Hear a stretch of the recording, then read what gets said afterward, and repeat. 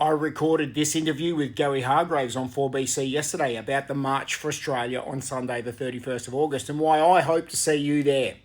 25 to 4. Look, it's been a hot topic all week, but it's been building for a long time. This weekend, we'll see a March for Australia take to the streets of the CBD in Brisbane and indeed around the country. And I've said this week, I believe a majority of the people who want to attend this march will have reasonable reasons for attending.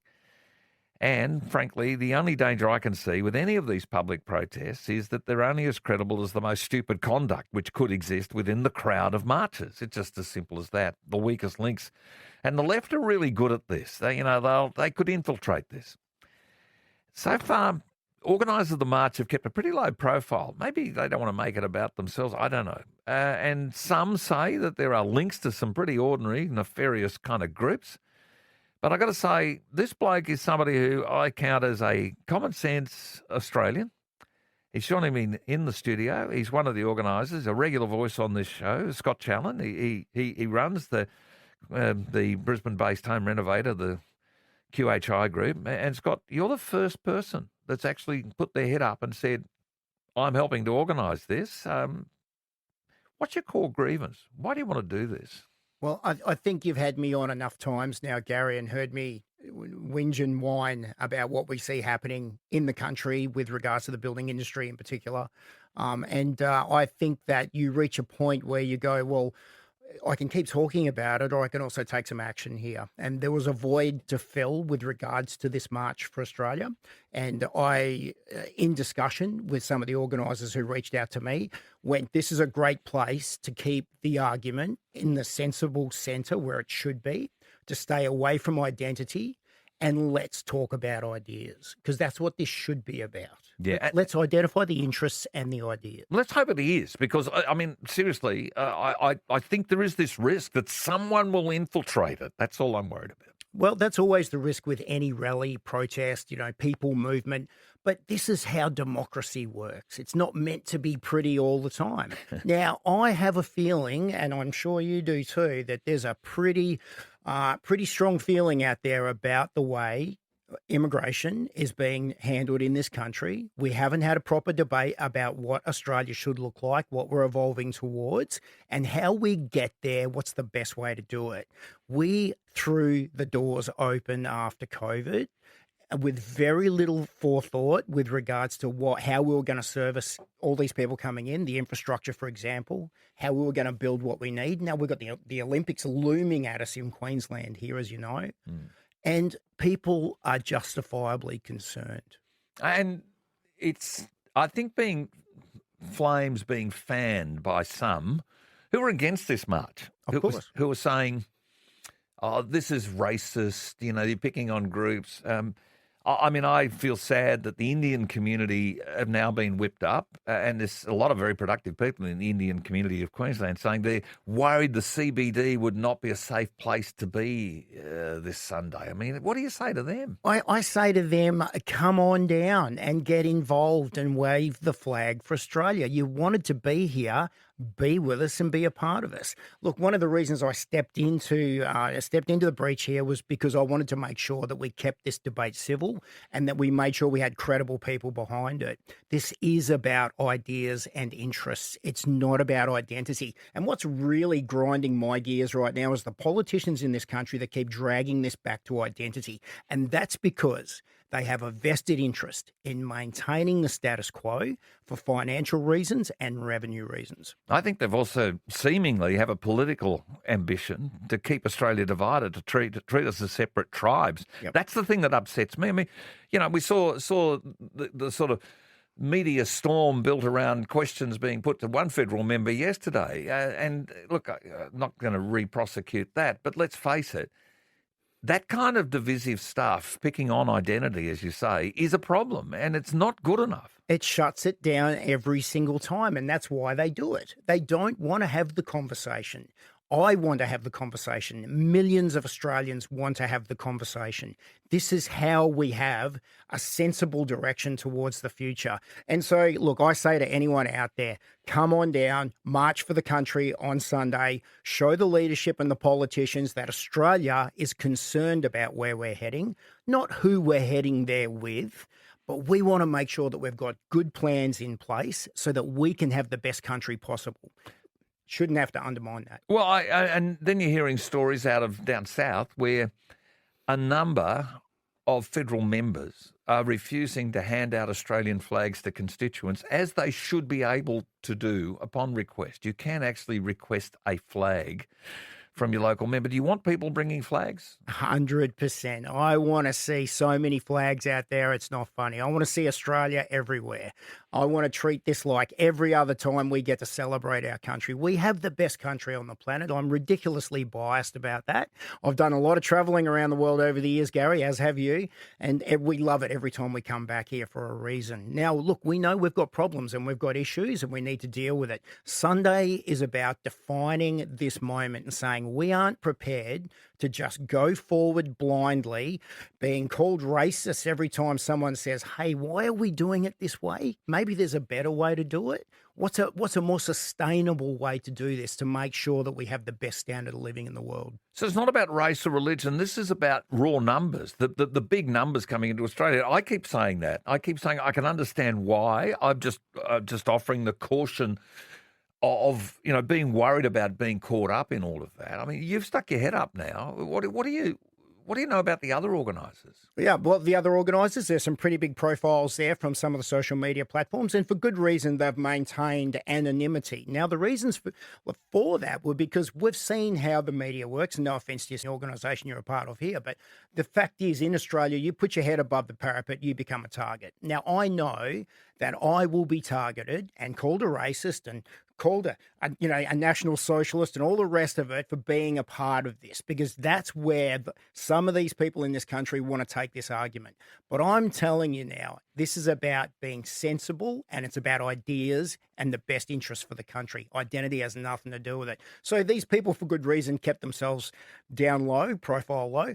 I don't know everyone around Australia who's organising these marches. I can vouch for the people that are in Brisbane. And we might have troublemakers turn up. That's totally possible. We know there's a counter protest happening in the city at the same time. But I have a feeling that love wins the day, peace will win the day, and Australians, we're sensible, rational people.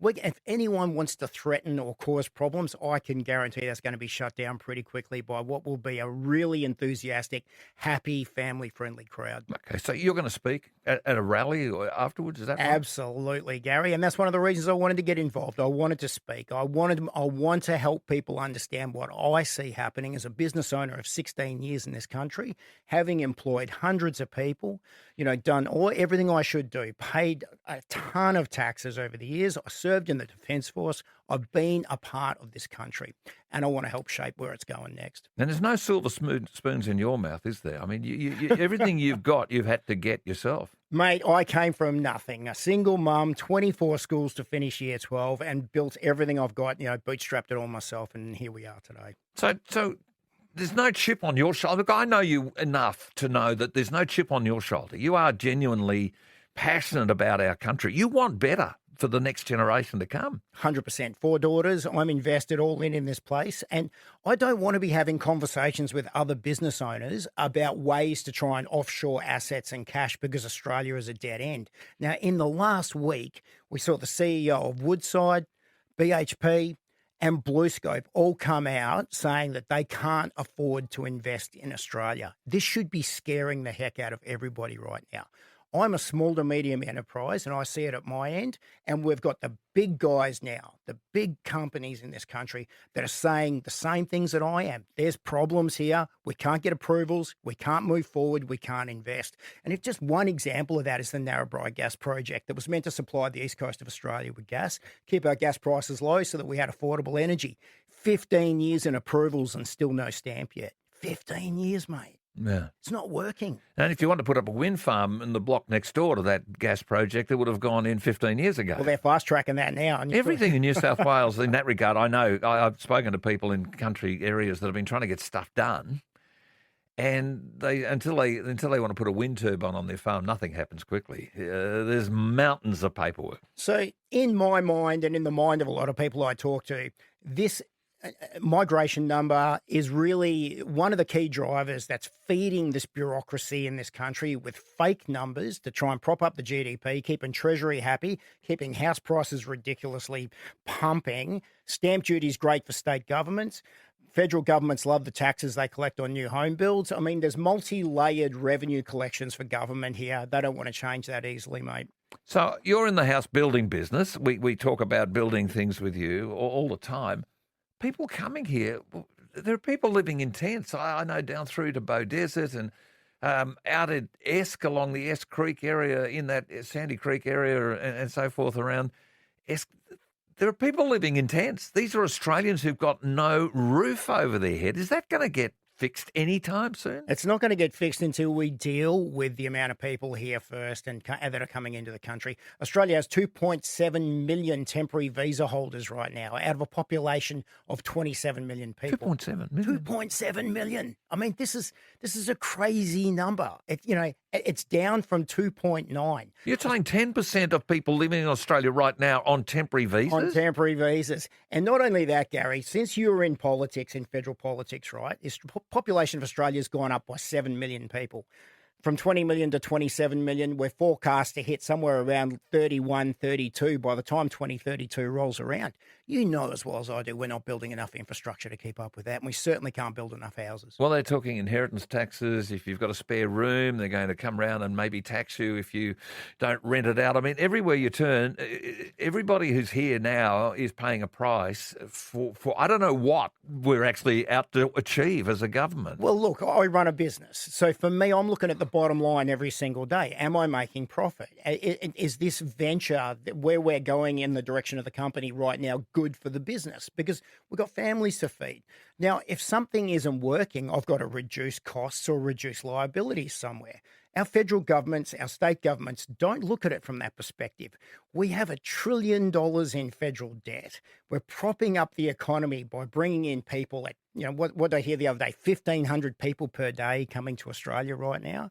We're propping this thing up with fake GDP. It's not real. And this is what the March for Australia is about. Let's look at this closer and get a real sense of what we should be doing to correct course here, because where we're going right now, we're heading towards a brick wall. So can you guarantee there'll be no problems there? That's nobody could guarantee that, Gary. I mean, you know as well as I do, we could have one crazy person roll up and start throwing, his arm in the air and, Suddenly you're all tarred with that. Suddenly we're all tarred with that. And, the media will be looking for clickbait, rage bait, try to drag this back to identity. But I stand here as a patriot, as a lover of my country, as a former ADF member and a business owner that employs Australians, saying that I'm prepared to stand here and say this is a legitimate rally with legitimate concerns. A shout out to the Premier of Queensland, who said that provided it's peaceful, he was all for it as well. And not because, thank goodness we had a sensible Premier who wasn't calling everyone a racist or a right-wing extremist. Why is it that everyone gets labelled a right-wing extremist when, if you ask me, it's the left-wing extremism that got us to this point where everything's crazy right now. This is why people are upset. Well, I wish you well. That's why I wanted to talk to you and to ask those questions. And thank you for being upfront. Well, absolutely, mate. Look, we want to make things better. We want families there. We want people to come down and have a good time. We're going there to have fun. We're going there to fly the flag for Australia. And we love our country, and that's what we'll do. All right, good on you, Scott Chalon. He's outed himself as one of the organisers. Does that make you think differently? 133 882. It's 12 to 4.